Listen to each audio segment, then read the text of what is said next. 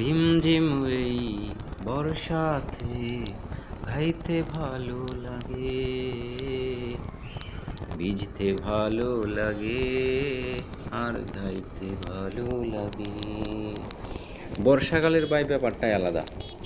বর্ষাকালে বৃষ্টি ভালো লাগে না এরকম মানুষ খুব কমই পাওয়া যাবে।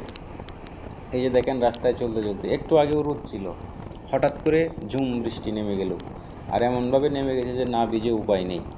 তো কি আর করা, ভিজেও গেলাম, বৃষ্টির স্নিগ্ধতা অনুভব করলাম। তবে এই আশ্বিন মাসে একটা বৃষ্টির একটা বৈশিষ্ট্য রয়েছে, এই সময় দেখবেন হঠাৎ করে বৃষ্টি চলে আসে, কোনো কথা নেই বার্তা নেই।